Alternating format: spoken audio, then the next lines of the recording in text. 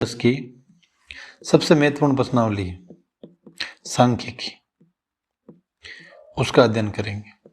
सांख्यिकी का अध्ययन करने से पहले हमें ये पता होना चाहिए कि भाई सांख्यिकी क्या होती है और सांख्यिकी में हम अध्ययन क्या करेंगे। देखो, सांख्यिकी को इंग्लिश में कहते हैं स्टैटिक्स। मेन यहाँ पर हमारा डाटा मुख्य मोटो ये रहेगा कि जो भी हमें डाटा मिलते हैं अर्थात आंकड़े मिलते हैं, उन आंकड़ों का हमें विश्लेषण करना है। क्या करना है? विश्लेषण। और विश्लेषण करने के बाद में हम इनको किस प्रकार एक टेबल में समायोजित करके इजी से इजी गोइंग तरीके से हम इसका मान ज्ञात कर सकते हैं, ये करना है। सांख्यिकी में हमें 3 प्रकार के सवाल आएंगे। पहला माध्य का, जो दूसरा के सवाल आएगा वो हमारे आएगा माध्यिका का। किसका आएगा? माध्यिका का। और जो तीसरा सवाल आएगा वो बहुलक का सवाल है। इसमें से मैं आपको बता रहा हूं या तो माध्यिका या बहुलक। इन 2 सवालों में से एक सवाल आपके 100% 4 नंबर का आएगा। हाँ, जब ये दोनों सवाल आएंगे तो ये सवाल दोनों अथवा में आएंगे। किस में आएंगे? अथवा में क्वेश्चन आएंगे और दोनों में से एक करने हैं। कई बार बच्चे क्या सोचते हैं कि कैसे होगा और कैसे नहीं होगा। पढ़ने वाले स्टूडेंट सबसे ज़्यादा इन प्रश्नावली से डरते हैं जिनसे बड़े क्वेश्चन आते हैं, लेकिन ये इतनी सरल होती है जितनी आप सोच भी नहीं सकते हो। हालांकि आप ऐसा मानते हो कि जब मैंने आपको कह दिया कि इन 2 से इंपॉर्टेंट आएगा तो इसमें से नहीं आएगा, माध्यम में से सवाल आएगा। आप इस ब्लूप्रिंट को देखोगे तो ये कम से कम 11 नंबर की प्रश्नावली है। कितने नंबर की है? 11 नंबर की प्रश्नावली है। 11 नंबर की प्रश्नावली है तो मान के चलो ये तीनों टॉपिक कंप्लीट करेगा। बहुलक क्या होता है, माध्यिका क्या होती है, माध्य क्या होता है, इनका आराम से विस्तृत रूप से हम टॉपिक वाइज टॉपिक अध्ययन करेंगे। आज जो हम वीडियो बनाने जा रहे हैं वो बनाने जा रहे हैं माध्य का। और माध्य का वीडियो बनाने के बाद में हम माध्यिका का बनाएंगे और उसके बाद में किसका बनाएंगे? बहुलक। तो आपको बड़े ही ध्यान से देखकर इनको पढ़ना है। अब देखो, माध्य के बारे में हम पढ़ेंगे तो ये देखो यहां पर लिखा हुआ है वर्गीकृत आंकड़ों का माध्य। आप आंकड़ों का माध्य के बाद में चर्चा करना। सबसे पहले देखो कि माध्य क्या होता है। देखो, माध्य को आप जब पढ़ते हो तो व्यवहारिक रूप से आप देखते हो तो ये पता चलता है माध्य यानी मध्य, और मध्य यानी मैं ऐसा कह दूं इसको आपको भाई बीच की संख्या। क्या कह दूं? बीच की संख्या। कैसे? जैसे मैंने लिख दिया 1 2 3 4 और 5, इनकी बीच की संख्या कौन सी हो गई? कौन सी है? 3। तो आप मुझे बताओ इन संख्याओं का माध्य क्या हो गया? 3। और मध्य यानी बीच की संख्या, ये बीच में है कि नहीं है, इस प्रकार इनका माध्य ज्ञात करते हैं। अब जब हम माध्य ज्ञात करेंगे तो माध्य का मतलब बीच की संख्या। तो आपको एक चीज ध्यान रखनी है कि माध्य हम ज्ञात करेंगे 2 प्रकार से। कितने प्रकार से? 2 प्रकार से। वैसे तो 3 विधियां हैं, वो अलग अलग चीज है। हमें जब आंकड़े मिलेंगे तो 3 प्रकार के आंकड़े, 2 प्रकार के आंकड़े मिलते हैं। पहला जो आंकड़ा मिलता है वो मिलता है ए वर्गीकृत आंकड़ा। कौन सा मिलता है? ए वर्गीकृत आंकड़ा।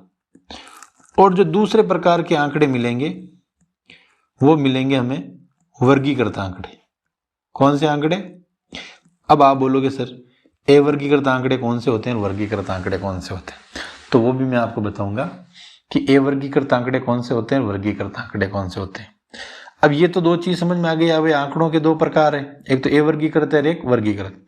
इन आंकड़ों के बाद में जब आप माध्य ज्ञात करोगे तो माध्य ज्ञात करने की आपकी 3 विधि है। पहली विधि तो है प्रत्यक्ष मेथड अर्थात प्रत्यक्ष विधि, और जब दूसरी विधि की आप इसमें बात करोगे तो वो आएगी कल्पित माध्य की। कौन सी आएगी? कल्पित माध्य की। और तीसरी विधि आएगी वो आएगी आपके पग विचलन विधि की।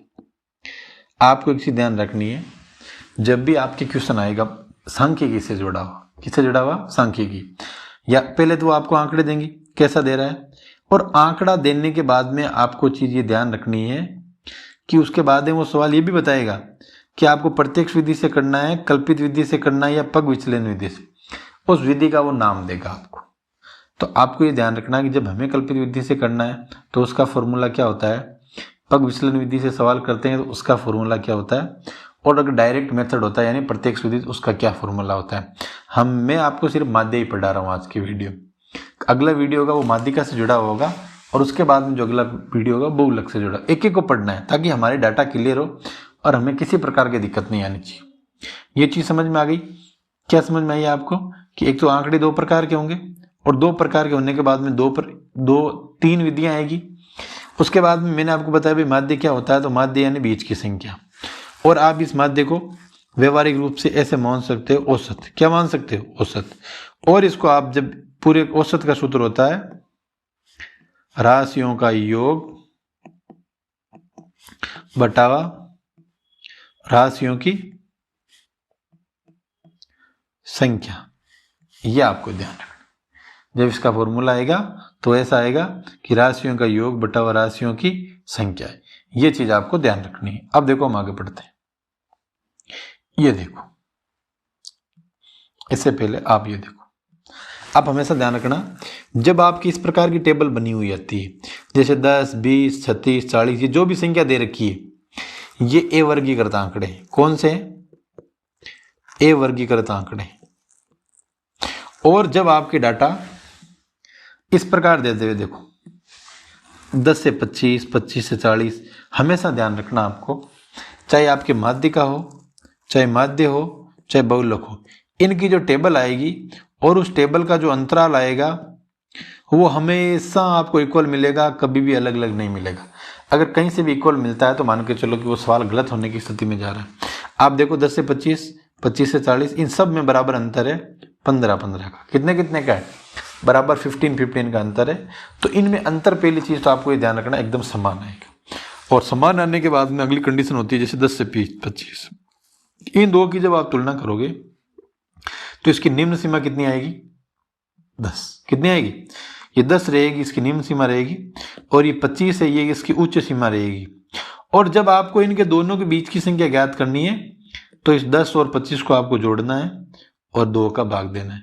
आप सब दोनों जानते हो राशियों का योग बटा राशियों की संख्या, अर्थात इनके बीच की संख्या ज्ञात करनी। 10 और 25 35, और 35 में जब 2 का भाग दोगे आपके उत्तर कितना आएंगे? 17.5। कितने आएंगे? 17.5। इस प्रकार इस सवाल को करते हैं। तो बोलो आपके दोनों आंकड़े समझ में आएगी नहीं? अब देखो आप आगे, अब देखो ये जो फॉर्मूला है ये माध्य निकालने का फॉर्मूला। किसका निकालने का फॉर्मूला? माध्य। और माध्य कैसे निकालने का फॉर्मूला है? ये माध्य आपको प्रत्यक्ष विधि से निकालने का फॉर्मूला है। प्रत्यक्ष का मतलब होता है डायरेक्ट मेथड, और डायरेक्ट का मेथड का मतलब होता है जो फॉर्मूला परंपरा से चला हुआ आ रहा है। तो ये होता है FI/XI और ये FI। आपको ये जो चिन्ह बना हुआ है इस चिन्ह से कंफ्यूज नहीं होना है। ये इसको चिन्ह को कहते हैं सिग्मा। क्या कहते हैं? सिग्मा। आप सिग्मा कह सकते हो।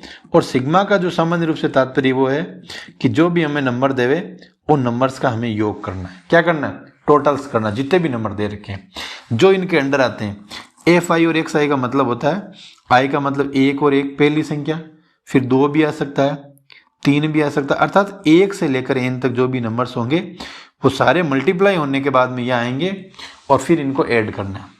अब देखो अगर आपको माध्य ज्ञात करना हो तो माध्य की हमने चर्चा की।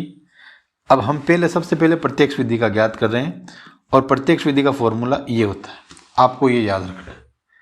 अगर आपका डायरेक्ट मेथड का सवाल आए तो आपको ऐसे करना। देखो अगर हमारे पास सवाल आता है कि ये तो आ गया F, ये आ गया X, APN होता बारंबार था, ये 5 आ गया, 4 आ गया, 3 आ गया, 6 आ गया और 7 आ गया, ये संख्या आ गई।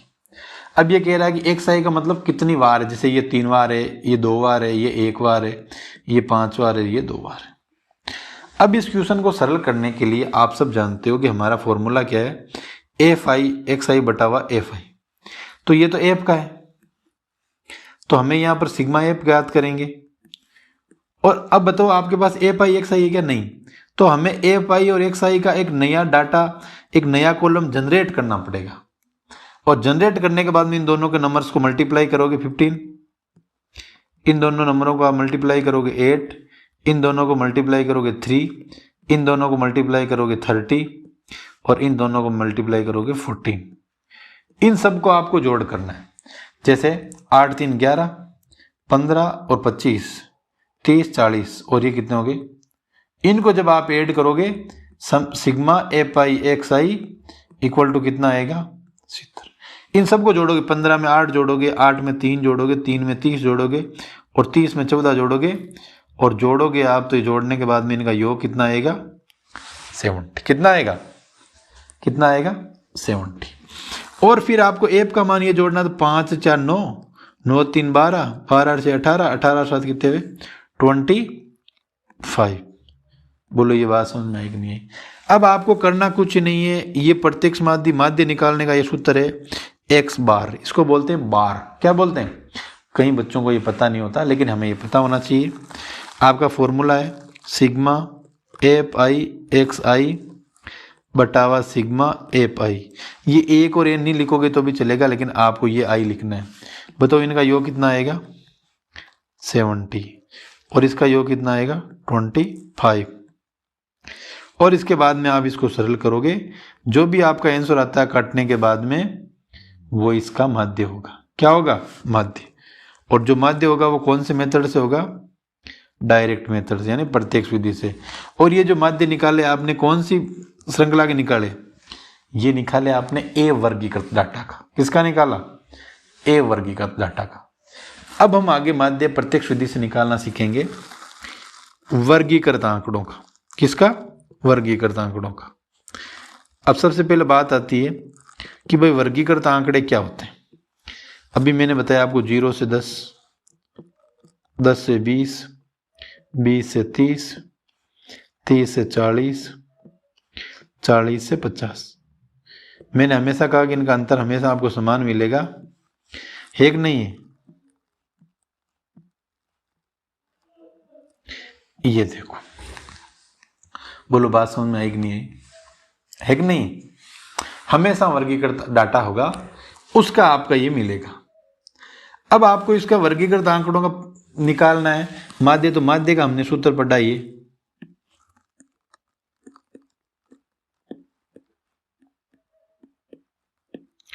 तो कहाँ, तो इसमें एफ आई है, कहाँ एक्स आई है। तो आप ध्यान रखना, ये एफ का मान है, ये एक्स का मान है। अब आपको एफ आई एक्स आई लेकर आना है। तो इस 0 से 10 में आपकी समस्या रहेगी भाई इसको मल्टीप्लाई कैसे करो। तो आपको हमेशा ध्यान रखना है, जब भी माध्य करो और वर्गीकृत माध्य है तो आप इन दोनों को ऐड करोगे। 0 में मैं 10 जोड़ूंगा और 2 का भाग दूंगा, कितना आएगा 5। 10 और 20 दोनों को मैं जोड़ूंगा, 2 का भाग दूंगा, 30/2 कितना आएगा 15। उसके बाद में आपको ज़्यादा दिमाग लगाने की जरूरत नहीं है। इसमें कितने अंतर? 10 का, 25 का, 35 का और 45 का, अर्थात इनके बीच की संख्या आप निकालोगे। तो आपको नया एफ मिल गया और एफ भी मिल गया और एक्स भी मिल गया। अब आपको एफ आई एक्स आई निकालने के लिए क्या करना पड़ेगा? इनको मल्टीप्लाई करना पड़ेगा। 25, 30, 2500 का 100, 35 को 3 से गुणा 70, 105 और 45। आए कि नहीं आए? अब आपको जो भी ये डाटा मिले इनको आप ऐड कर दो। ये 150, 150, 250 और कितने हो गए 305। और जब आप इनको जोड़ोगे तो कितना आएगा? 5 और 2 7, 11, 14 और 1 15। और आपका फॉर्मूला क्या होता है? आपसे कोई छुपा हुआ नहीं है, आपका फॉर्मूला होता है ये sigma F I X I बटावा सिग्मा एफ आई। तो 305/15। आप इनको सरल या काटने के बाद में जो हमारा आंसर आएगा वही इस प्रश्न का उत्तर है। तो देखो ध्यान से, मेरी इस बात को बड़े ही आपको गहराई से सुनना है। वीडियो हो रहा है, सवाल हो रहा है, ये इम्पोर्टेंट नहीं है। इम्पोर्टेंट ये है कि मैंने आपको माध्य निकालना सिखाया और माध्य निकालने की मैंने आपको प्रत्यक्ष विधि बताई। कौन सी विधि बताई? प्रत्यक्ष मेथड। और प्रत्यक्ष मेथड निकालने के लिए आपकी सबसे बड़ी जिम्मेदारी और सबसे पहला कार्य ये बनता है कि आपको इसका फॉर्मूला आना चाहिए। वर्गीकृत हो चाहे अवर्गीकृत हो, प्रत्यक्ष विधि के लिए ये फॉर्मूला होगा सिग्मा एफ आई एक्स आई बटा सिग्मा एफ आई। आप इसको अपनी कॉपी में 3 बार लिखो, 4 बार लिखो और 5 बार लिखो। इसको आराम से आप इजी गोइंग याद करो। समय आपको खराब नहीं करना है, लेकिन आपको याद बड़े अच्छे तरीके से करना है ताकि आपको कभी भी कोई समस्या नहीं आई। ये चीज आपको ध्यान रखना है, ठीक है कि नहीं? अब याद हो जाएगा। अब आगे पढ़ते हैं। ये हमने पढ़ लिया इनको सवाल को कैसे करते हैं, और ये सवाल कैसे करते हैं ये भी अभी हमने पढ़ा। लेकिन जो इस माध्य का सूत्र होता है वो आप एक बार फिर याद कर लेना, ये होता है। और हमने जो अभी तक निकाला वो निकाला प्रत्यक्ष विधि से। कौन सी विधि से? प्रत्यक्ष मेथड से हम कैसे ज्ञात करते हैं। अब देखो आगे सवाल, जो सवाल आते हैं वो वैसे के वैसे आते हैं, उन सवालों में कोई चेंज नहीं आएगा, लेकिन सवाल के मेथड में चेंज हो जाएगा। और मेथड में आने के बाद में एक नई विधि आएगी, कल्पित माध्य विधि। क्या आएगी? कल्पित माध्य। कल्पित माध्य विधि और उस विधि में कोई अंतर नहीं, कुछ लिटिल वाइट अंतर है जो हमारे लिए बहुत महत्वपूर्ण होगा। अगर आपको कल्पित माध्य विधि समझ में आएगी तभी ही आपको एक आगे विधि और आएगी जो मैंने आपको बताई। अगर आपको ये विधि समझ में आएगी तभी आप आगे जाने के बाद में पग विचलन विधि के माध्यम से सवाल कर पाओगे, अन्यथा आपसे सवाल नहीं होंगे। बोलो बात समझ में आई कि नहीं आई? तो हमें थोड़ा सा ध्यान रखना है, क्योंकि ये होगा तभी सवाल होगा, अन्यथा सवाल हमारे समझ में कभी भी नहीं आएगा। तो आपको ये चीज़ ध्यान रखनी है कि हमें क्या करना है कि हमें फॉर्मूले आने चाहिए। क्या आने चाहिए? फॉर्मूला, पग विचलन विधि का क्या होता है और कल्पित माध्य विधि का फॉर्मूला क्या होता है। अब देखो ध्यान से, कल्पित माध्य विधि का फॉर्मूला माध्य ज्ञात करते हैं इससे, और ये कह रहा ए प्लस और सिग्मा एफ आई डी आई बटा सिग्मा एफ आई, ये कल्पित माध्य विधि का फॉर्मूला है। अभी हमने कुछ देर पहले डायरेक्ट मेथड का सवाल पढ़ा, उसमें ये आया। और जब आप इस सवाल की तुलना करते हो, क्या करते हो? तुलना, तो ये चीज पाते हो कि एक तो ये और ये दोनों समान है, ये और ये समान है, एफ और एफ समान। इसके अंदर एक चीज नहीं आई है, वो आई है एक तो ए और एक डी, बाकी सेम है। मतलब एक्स तो यहां से हट गया और एक्स की जगह आ गया डी और ए। तो आपको हमेशा ध्यान रखना है, ए का मतलब होता है कल्पित माध्य। क्या होता है? कल्पित माध्य। और ए हमें मानना है। क्या करना है? मानना है। और अब बात अधिक से भाई ए मानना है, क्यों मानना है, क्या मानना है। तो आपको हमेशा ध्यान रखना है, जब भी आपको ए मानना है कोशिश ये करना कि वो संख्या बीच की हो। कैसे? जैसे मैं आपको सवाल सवाल करके बताता हूं कैसे बीच की हो। जैसे मैंने लिख दिया 0 से 10, 10 से 20, 20 से 30, 30 से 40, ये सवाल। या फिर आप ऐसे देख सकते हो, अभी मैं आपको एग्जाम्पल दिखा रहा हूं, ये देखो, ये सवाल है। इस सवाल में आप देखोगे, देखो 20 आ रहा है, 30 आ रहा है, 40 आ रहा है, 50 आ रहा है, 60, 70, 80 आ रहा कि नहीं आ रहा?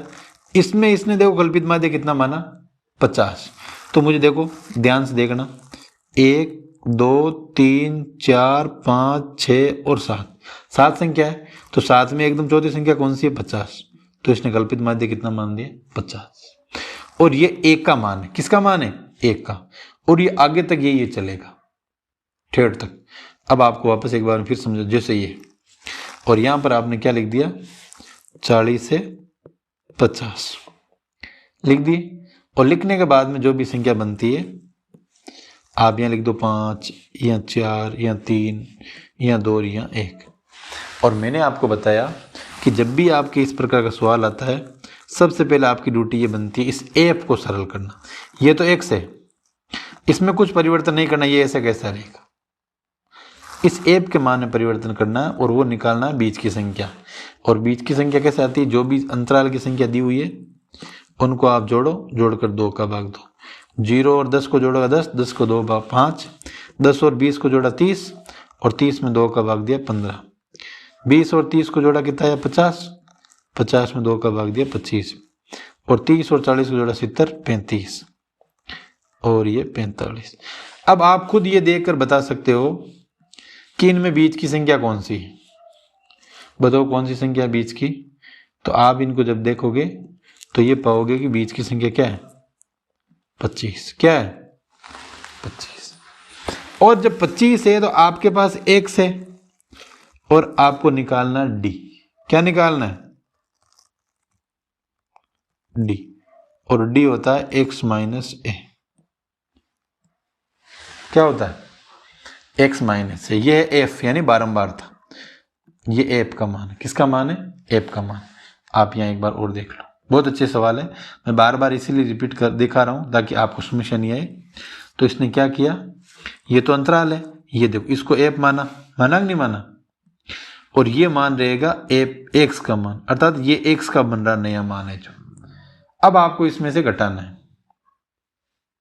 ये देखो ये डी है, आपने एक्स का मान कितना रखा? 25। कितना रखा? 25। कितना रखा? 25। तो देखो आपको 5 में से क्या घटाना है? 25। आप कक्षा 10 में पढ़ रहे हो तो छोटे माँ की मोटी जोड़ बाकी तो आपको आनी चाहिए। और आप एक चीज़ पाओगे कि 5 और 25 में बड़ी संख्या कौन सी है? 25। और दोनों का चिन्ह कैसे हैं? अलग अलग। जब अलग अलग चिन्ह होते हैं तो क्या होती है? बाकी। और 25 में से 5 जाते हैं, कितने रहेंगे? 20। और बड़े नंबर्स की चिन्ह की संख्या क्या? माइनस। तो बोलो यहाँ क्या आएगा? -20। जब इस 15 में से भी आपको घटाना, 15 माइनस 25, दोनों संख्याओं के अलग अलग साइन, अलग अलग साइन तो बाकी। 25 में से 15 गए 10, और बड़ी संख्या का माइनस, तो यहाँ माइनस, यहाँ 0 आ गया, यहाँ 10 आ गया, और यहाँ क्या आ गया? 20। इनको जब आप जोड़ोगे तो ये हमेशा आपके 0 आएगा। क्या आएगा? 0। अब आपको निकालना है कल्पित माध्य के लिए एफ आई और डी आई। तो बोलो डी आई का मान ये और एफ का मान ये।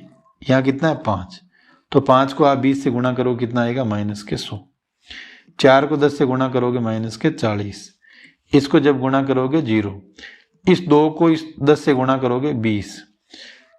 और अगर नीचे 1 है, 1 को 20 से गुणा करोगे आप तो कितना आएगा? 20। अब आप इनको जोड़ोगे और इनके देखोगे कितने आंसर आ रहे हैं। तो आप देखोगे ये 20 और 40 हो गए 0, और इनका आ रहा -100। कितने आ रहे हैं? -100। अब ए पाई डी आई आपका फॉर्मूला होता है, अभी अपन लिखते हैं, देखो वापस। ये देखो मैं यहाँ मिटा देता हूं, ठीक है। तो आपका सूत्र होता है A plus sigma A pi D I बटावा सिग्मा एफ आई। तो आपने ए का मान कितना माना? ये रहा। कितना माना आपने? ए का मान माना 25। कितना माना? 25 प्लस ये आ गया -100, और ये मान लो आगे 10। कितना आगे?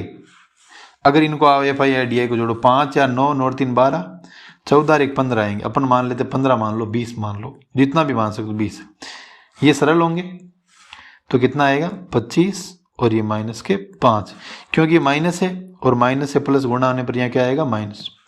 बोलो आंसर कितना आएगा? देखो कल्पित माध्य विधि है, ये कतई कठिन नहीं, और मैं इसको कठिन मानता ही नहीं हूँ। लेकिन इसकी कठिन चीज क्या है? कठिन चीज है इसका फॉर्मूला। क्या है? फॉर्मूला। हम फॉर्मूले में मिस्टेक कर देते हैं, और फॉर्मूले में मिस्टेक करने के बाद में हम दूसरी क्या गलती करते हैं कि हमें किताब वाला क्या दे रहा है, हम क्या कर रहे हैं समझ नहीं पाते।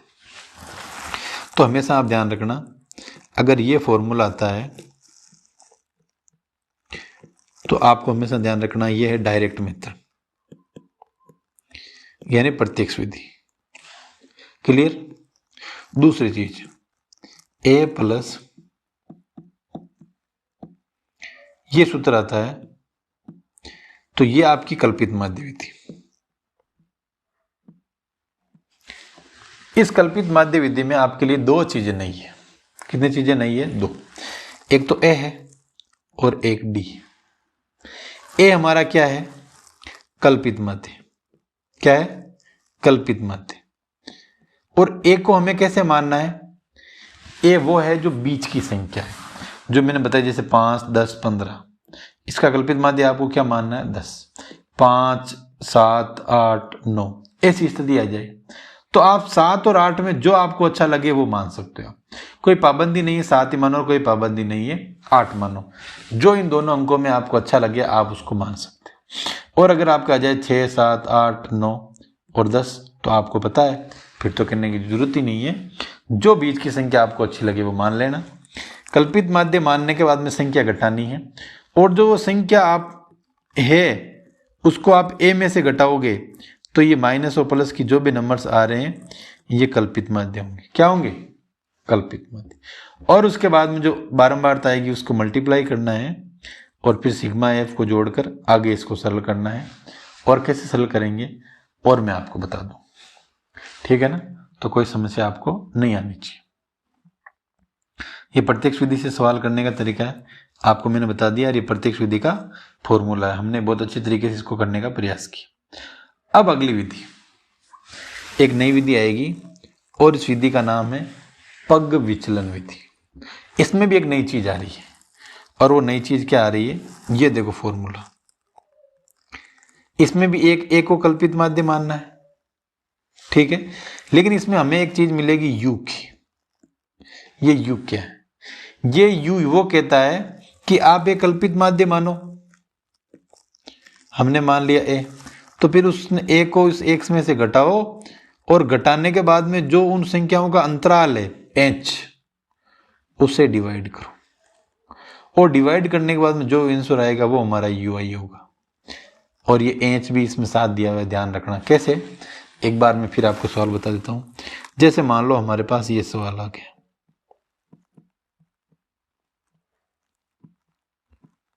ये सवाल है 0 से 10, 10 से 20 और 20 से 30। ये आ गई 5, ये 4, ये 2। अब हम जब भी सवाल करेंगे हमारा प्राथमिक डाटा होगा कि हमें ये x लेके आना है। इसके लिए इसको आपको क्या करना है? जोड़कर 2 का भाग देना है। 5, 15 और 25।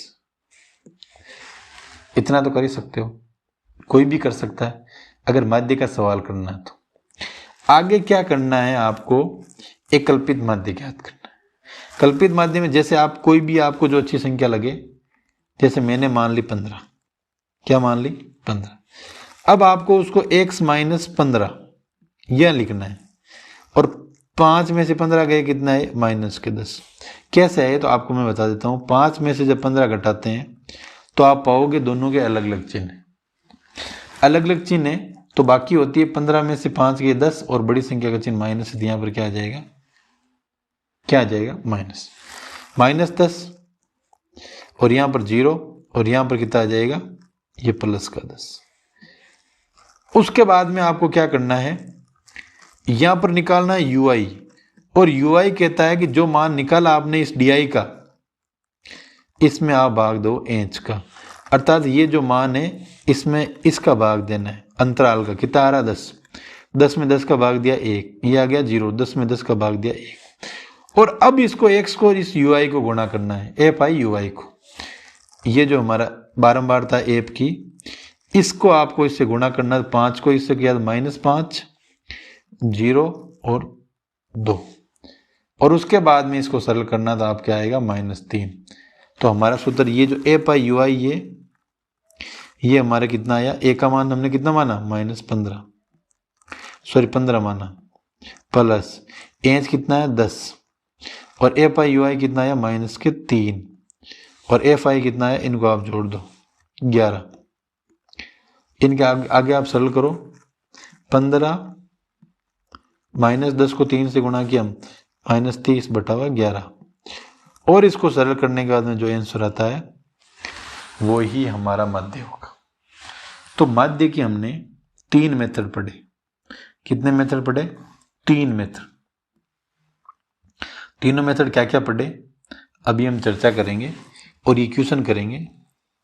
उससे पहले मैं आपको कुछ जानकारी देता हूँ। देखो, मैं वापस बोल रहा हूँ और प्रयास कर रहा हूँ कि आपको समझ में आए। मेरा मुख्य टारगेट ये है कि आपको मैथ समझ में आनी चाहिए। मेरा मुख्य टारगेट बाकी कोई और नहीं।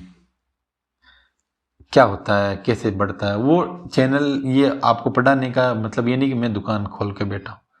मेरा ये कि ये एक बहुत बढ़िया तरीका जिसके माध्यम से मैं आपके सामने आ सकता हूँ पढ़ाने के लिए। और बाकी क्लास में तो मैं कितने बच्चों को पढ़ा सकता हूँ? 100 200, इससे ज़्यादा नहीं पढ़ा सकता। लेकिन इससे आप हजारों लाखों बच्चे लाभान्वित हो सकते हैं बिना किसी शुल्क के। आप मोगली, डोरीमोन ये भी तो देखते हो, शेर खान, इससे बढ़िया आप इसको समय दो। अब देखो, मैंने आपको 3 मेथड बताई, और 3 मेथड कौन से बताए मैं लिख रहा हूँ। ध्यान से देखना। सबसे पहले हमने बात की, आज हम पढ़ेंगे माध्य का। माध्य में दो प्रकार के आंकड़े होते हैं, एक ए वर्गीकृत और वर्गीकृत। आपके जो सवाल आएगा ज़्यादातर वर्गीकृत आंकड़ों से जुड़ा हुआ आएगा। जब वर्गीकृत आंकड़ा आएगा तो हमें 3 विधि आएगी, प्रत्यक्ष विधि, उसके बाद में कल्पित माध्य विधि और उसके बाद में पग विचलन विधि। जब भी आपके परीक्षा में प्रश्न आएगा वो आपको इन मेथड्स का नाम देगा। अगर नाम नहीं देवे तो आप प्रत्यक्ष विधि से सवाल कर देना, पहली विधि हमारी जो प्रत्यक्ष विधि। लेकिन अगर वो हमें नाम देता है तो नाम से करना है। सबसे पहले तो आपको पता होना चाहिए तीनों के फॉर्मूले क्या होते हैं। प्रत्यक्ष विधि के फॉर्मूले में जब मुझे लगता है ज़्यादा समस्या नहीं आनी चाहिए, सीधा फॉर्मूला होता है sigma F I X I बटावा सिग्मा एफ आई। और आपको ये पता होना चाहिए कि ये एफ होता है और ये एक्स होता है। जो वर्ग अंतराल वाले मान दे रहा है ये आप हमेशा ध्यान रखना, ये एक्स का मान, किसका मान होता है, एक्स का। बाकी कितनी बार आया हुआ है वो बारंबारता होती है, यानी इसमें कोई समस्या नहीं आनी चाहिए। जो भी आपको आंकड़ा दे, अगर वर्गीकृत आंकड़ा दे तो उसका एक्स आपको ज्ञात करना है। उसके लिए क्या करना है, जो भी आंकड़े देवे, जैसे 0 से 20 दे दिया, कुछ भी दे देवे, या 20 से 40 दे दिया, आपको क्या करना है, इन दोनों डाटा को ऐड करना है। 0 को 20 से ऐड किया 20 आ गया, 20 को 40 से ऐड किया 60 है। अब आपको पता है 2 संख्या, इनको 2 से भाग दे दो तो इधर 10 आ जाएगा, और 60 को 20 से भाग दे दोगे तो ये 30 आएगा। ये जो 30 आ रहा है, ये 10 आ रहा है, ये इसका क्या हो रहा है, ये x का मान आ रहा है। किसका मान आ रहा है, x का। और इस x की वैल्यू चाहे माध्य ज्ञात करो, चाहे प्रत्यक्ष से ज्ञात करो, चाहे कल्पित से ज्ञात करो, चाहे पग विचलन, तीनों में ये चीजें काम आती है। ये आपको चीज ध्यान रखना है। ये तो सीधा माध्य का सूत्र हो गया। उसके बाद में कल्पित माध्य। कल्पित माध्य में कोई स्पेशल चीज नहीं है, कुछ चीजें नहीं है, लेकिन फॉर्मूले में कोई परिवर्तन नहीं है। यहाँ पर ए आता है, फिर प्लस आता है, और यहाँ आता है sigma F I D I बटावा सिग्मा एफ आई। इसमें 2 चीजें नहीं आई, आप इसमें नोट करोगे। कितनी चीजें नहीं आई इसमें, 2 चीजें। एक तो आया ए नया। अब बात आएगी भाई सर ए क्या होता है, तो ए का मतलब होता है कल्पित माध्य। और कल्पित माध्य आपको डाटा लेना है बीज की संख्या। माध्य जब ज्ञात करो तो बीज की संख्या लेना है, वो कुछ भी ले सकते हो आप। जैसे मैंने आपको बताया कि अगर आपके आ जाता 5, 10, 15 और 20, 4 संख्या आ गई। अब मैंने कह दिया बीच का, तो आप कंफ्यूज हो जाओगे बीच में। तो बीच का मतलब है कि 10 और 15 जो आपको अच्छी लगे, जो लेना चाहे वो ले सकते हो। आंसर में कोई विशेष परिवर्तन नहीं आएगा। एग्जामिनर जब सवाल करेगा तो आपका आंसर से ज्यादा ये देखेगा बच्चे ने कल्पित माध्य क्या माना है। लेकिन ऐसा नहीं होगा 20 मान लो, नहीं, माध्य हम पढ़ रहे हैं तो बीच का मानना है। तो ए का मान आपको समझ में आ गया। उसके बाद में आपको डी निकालना है। भैया जब ए निकालना तो कोई उद्देश्य के साथ निकाला होगा ना, उस ए के मान को आपको एक्स में से घटाना। ये देखो, ये ए आपने यहां से 50 ले लिया बीच का। अब जो भी मान वैल्यू है, जैसे 20 में से घटानी है -30, फिर आपको 30 में से घटानी है -20, 40 में से घटानी -10, 50 में से 0, 60 में से 10, 70 में से 20, 80 में से 20, ऐसे घटाना है। और ये घटाओगे तो हमें डी प्राप्त होगा। और फिर डी से हमें ज्ञात करना है एफ आई डी आई, और एफ आई डी आई में इन दो इसको और इसको गुणा करना है। 60 को 30 से -180, 11 को 20 से -220, 7 को इस 4 से, ये ऐसे गुणा करना है। और गुणा करने के बाद में ये आपका एफ आई डी आई, इसको कंप्लीट आप ऐड करोगे दिया आएगा। अब आपको इस फॉर्मूले में ये तो रखना एफ आई डी आई और ये रखना एफ आई 35। तो आपका कल्पित माध्य कितना होगा, 50 प्लस ये हो गया -360 बटावा 35। इसको जब सरल करके आप आंसर निकालोगे तो वो आपका आएगा कल्पित माध्य। क्या आएगा, कल्पित माध्य। और इसी प्रकार जो दूसरा माध्य है वो है पग विचलन विधि से। और जब पग विचलन विधि आप पढ़ोगे तो उसमें एक चीज नहीं आएगी, एफ आई यू आई बटा एफ आई, और इसमें इसको गुणा किया एच से। किसे गुणा किया, एच से। आप ये चीज कभी मत भूलना, क्योंकि कुछ चीजें ऐसी होती है जो हमें ध्यान नहीं जाता प्रॉपर रूप से और हम गलती कर देते हैं। तो आपको ये चीज कभी गलती नहीं करनी है, ये चीज आपको हमेशा ध्यान रखने की इसमें नई चीज क्या है, ठीक है। और एफ आई यू आई की जब हम वैल्यू निकालेंगे तो उसका ये रहेगा, जो कि जैसे जिस विधि से माध्यम से हमने पग विचलन निकाला कल्पित माध्य, उसमें आपको अंतराल का भाग देना। अब बोलो सर अंतराल कौन सा, तो अंतराल 15 से 25, 25 इन सब में अंतराल एकदम समान है और वो है 10 का, तो इनमें 10 का भाग देना। जैसे ये आया आपके -30, तो 10 का भाग दे दिया -3, 2 10 का दे दिया -2, ये आया। और फिर आपको ए पाई यू आई फिर इससे गुणा करके ये आपको बनाना है। ये 3 मेथड आपको दिए हुए माध्य ज्ञात करने के, इसके अलावा कोई भी नया मेथड नहीं है। आपको बहुत अच्छी तरीके से सवाल करना है और इसके अलावा कोई भी कठिन सवाल नहीं बनता।